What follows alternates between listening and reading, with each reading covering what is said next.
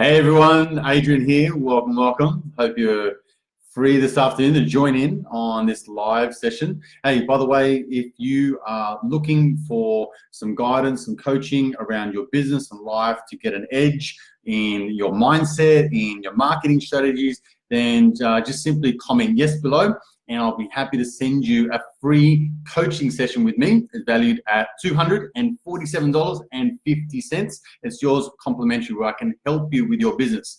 But for the purpose of this particular video, what I want to talk about are 3 silent killers that may be creeping up into your life, which is sabotaging your success. Okay, firstly, let me know if you can hear me okay. Hopefully the sound is not too bad. So let me get stuck into this training, because I feel like that us as human beings, what we tend to do is we want to strive for success. We want to be better. We want to be happy. We want to be more healthy. We want to be more fulfilled. There are so many things that we want in our life. And I guess we live in this sort of, comparison type of world with social media. We're looking at people that have got, so much things, so much stuff, in their lives, and we're trying to compare ourselves. But whatever that may be, whether you're trying to aim for whatever it is in your life, I think most of us start to look external from ourselves. We start to look on the outside. So in my world, in terms of the world of business and mindset, we start to look at things that we can do externally. We learn new skills. We learn, sales ability. We learn marketing skills, things like that. We start to look at ways that we can add knowledge and information. We can learn things from other people.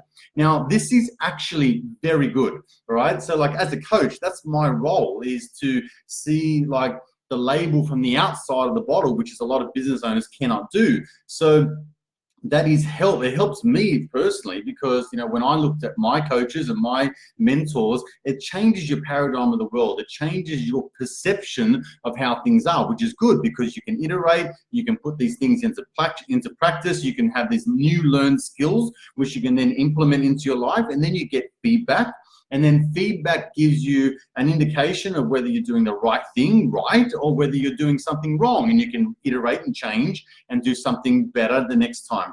But what if that the main reason, or one of the main reasons why you may not be achieving a certain level of success, is because almost by looking at something outside of you as a way of improving your skills, or improving your mindset, or improving something that you might need to attain or acquire from the outside in, what if that very thought process was actually precluding you from looking at what the problem was? Okay, what the problem really is. And let me explain it a little bit further.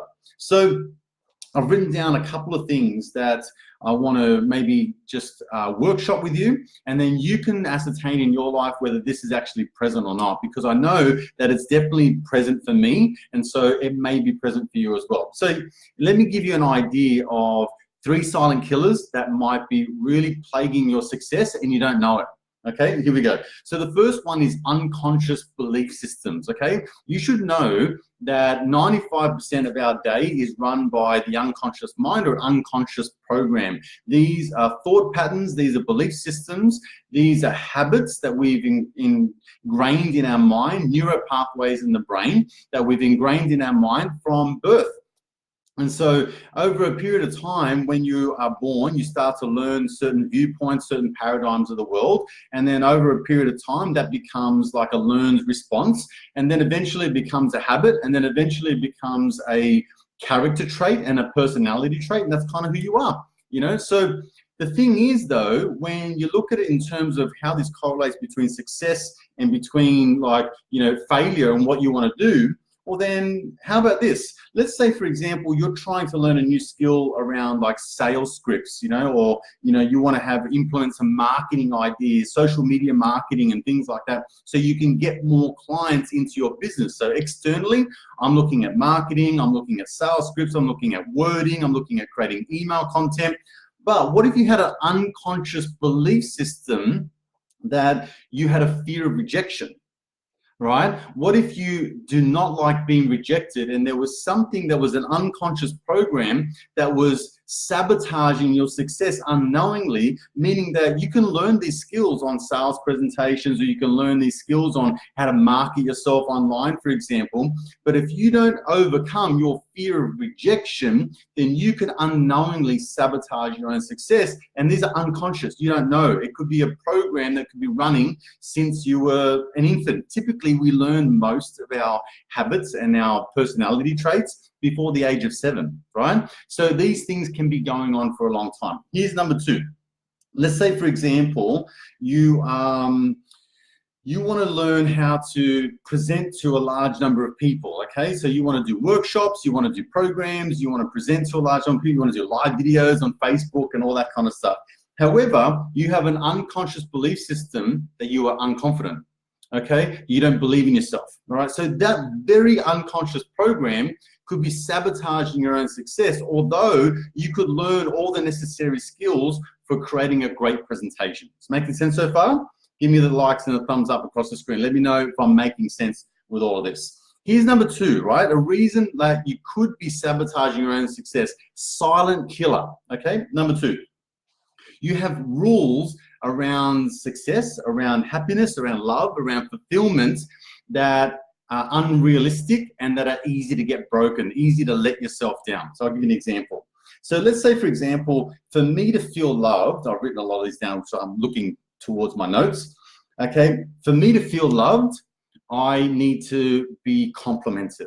Okay, so for me to feel loved, I need close affection. For me to feel loved, I need someone to buy me nice things. Okay, so if that is my need to feel loved, then how often, or if that's my rule around being loved, then how often is that rule going to be like achieved? How often is it going to be met? And this is an interesting thing because, you know, there's chances are that most of the time that there won't be a compliment, or there won't be a present, or there won't be a gift, or there won't be, you know, physical affection or anything like that. So I'm going to be setting myself up for failure simply because I've got rules that are easy to be broken. Okay, here's another one. For me to feel happy, I need to earn $100,000 a year. Okay, so now we're equating a monetary value around happiness, which is interesting, right? Because a lot of us do have that kind of belief system where our rules around happiness is based around money. So I know money is not everything, but also money is so important to, you know, having a lifestyle that we desire. And so therefore we equate happiness and money.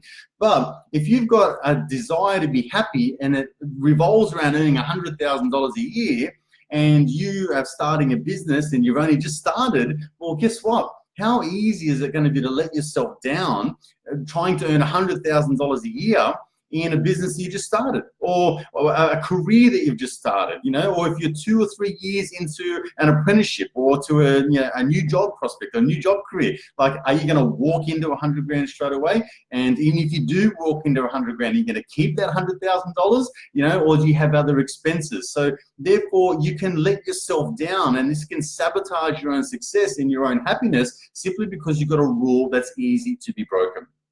For me to feel fulfilled, I need to have a nice house. I need to have a nice car. I need to go on a beautiful holiday around the world. Actually, I agree with the holiday one. I think that's a great one to have. But if you have a belief system that in order to be fulfilled, you need all of those things, then I feel that we are going to let ourselves down in a big way. Okay, is this making sense?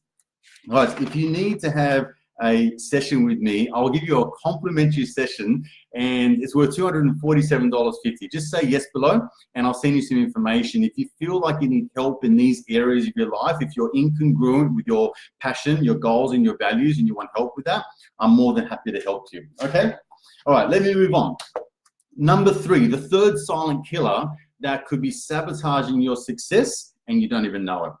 Living by somebody else's values. And here's a really quick one and an easy one for everyone to get their head around, right?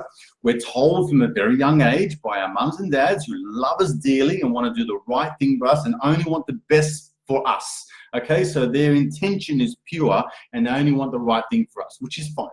Okay, however, they say, listen, go to school, get good grades, okay, get a safe, secure job, get a stable job. Okay, so you do that. You go, you know what? You are right. I definitely want to go to school. I definitely, or maybe I don't. I want to get good grades. I want to get my mum and dad's approval. And I also want to grow up and have a job that is very secure. So I get that stable income and it's going to serve me because I'm ticking all of those boxes. Meanwhile, you find yourself unhappy, unfulfilled, and just, you know, lack of energy, boost, juice, fulfillment, you know, like all of those sorts of things. And you're wondering why. Whereas all along, the value that you have around your career could be that you love being creative.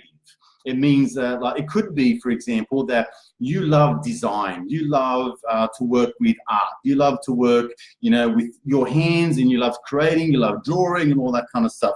So really, you've gone and lived your life by somebody else's values, and you've never really thought that maybe I've got different values to what I was brought up with. Maybe I've got different values to what my mum and dad had, or the people that I looked up to the most. Because as you know, when you grow older, your paradigm of the world changes. You know, when you were, like for me personally, when I was in my 20s, my paradigm of the world was much different to when I was even in my mid-20s. You know, I was married in my mid-20s. So when you get married, it changed. My paradigm of the world changed. When I had my firstborn baby boy, Sebastian, not a baby anymore, I was 27. Okay, when I bought my business, I was 27. I think I was 27 that year, or 28 when I had Sebastian. I didn't have him, but I had a little part in that. So at that time, my paradigm of the world changed. My perspective of the world changed. My perception of the world changed. So therefore, my values changed. Okay, and so when I really sit down and I understand, okay, what are my values? So growing up, it would be like, okay, get a trade, you know, something you can fall back on and all that kind of stuff. So it was security, you know, it was things around, you know, just making sure that you've got enough money to come in, you know, you want to make sure you pay your bills, all that kind of stuff. So my values were quite different. And because I was much younger, I was like trying to serve my own purpose, which was like, you know, just getting by, okay? But nowadays, my values are totally different. Yes, I've got a higher purpose to serve my family and to, you know, to provide the best life and the lifestyle for us and things like that. But hey, my values are different. They got nothing to do with what I was like when I was 20. They're actually like complete opposites. So now I value growth. I value connection. Right? I value time freedom. I value choices. I value like just doing whatever I want, you know? I value not following the rules, right? So when I have different values now and I reflect on that, now all I need to do is make sure that I am congruent with the values that I have and the actions and the belief systems that I'm making in my life. Because what can happen is that even though we have this desire inwardly, we have a value that we want more freedom, or we want more creativity, we want more spontaneity, we want more connection, we want more love, we want more purpose, we're not acting in the direction of where we want to go. Why? Because we're running the default system. We're running the system that's been playing unconsciously since we were born, right?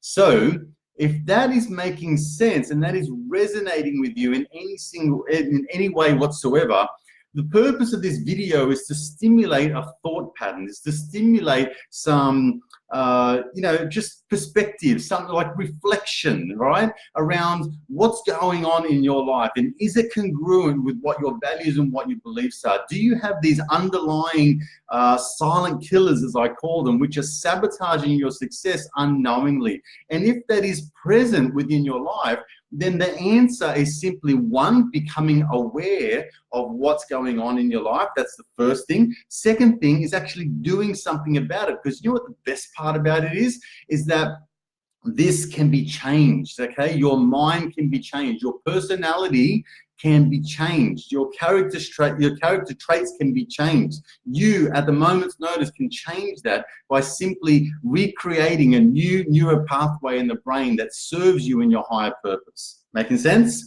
Okay, I hope this has helped you, and I hope this has served you in some way. I truly appreciate your time, and I look forward to seeing you on the next video. Bye for now.